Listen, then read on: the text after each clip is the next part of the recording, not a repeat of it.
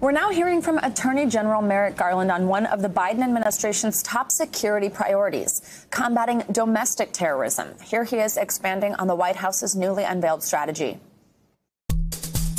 Attacks by domestic terrorists are not just attacks on their immediate victims.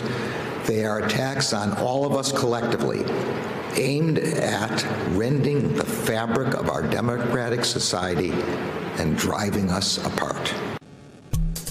NBC News national security correspondent Ken Dilanian joins us now with his reporting on this. Ken, good morning. So the Attorney General highlighted specific areas of concern when talking more about this new approach, really sort of defining what this means, this domestic terrorism, white supremacy being one of them. He also mentioned the January 6th insurrection. Can you tell us more about what's now on the table in this new strategy? Good morning, Savannah. Yeah, the January 6th insurrection obviously was a driving force behind why now, why they're unveiling the strategy. But it really goes beyond that. You know, on President Biden's second day in office, he commissioned an intelligence assessment on the state of domestic terrorism. And that assessment came back last month. And it found that, for example, between 2017 and 2019, 57 Americans were killed in domestic terrorism incidents, 47 of which were conducted by white supremacists, were racially motivated. And Garland talked about the role of white supremacy in this whole domestic terrorism problem. Let's take a listen to what he had to say.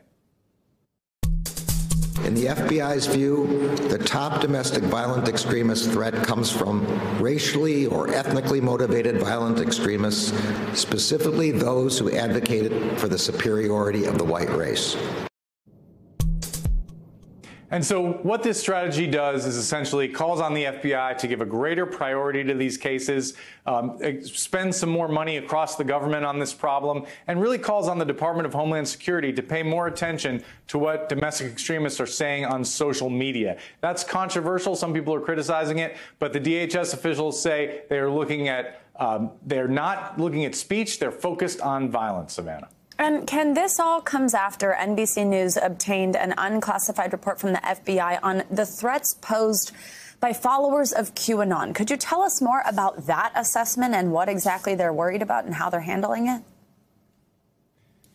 Yeah, you know, the assessment pointed out that because the paranoid fantasies of the QAnon followers have not come true and President Trump has not regained power, there's a risk that these people could become so disaffected that they are turning to violence. And, you know, it also found that these QAnon adherents were a large part of the January 6th insurrection. Many of the people charged had some tie to QAnon. And so it's just creating a specter of the notion that this movement, this wacky conspiracy theory, is actually dangerous and is creating a greater risk for domestic terrorism incidents. And it's sort of urging all law enforcement agencies across the country to keep an eye on this, Savannah. And Ken, of course, there we were just seeing images from the January 6th insurrection, and the U.S. Capitol Police have now responded to that Inspector General report on what happened on that day, which essentially concluded that the agency was unprepared for what happened. What are they saying now, and how are they changing their practices for the future?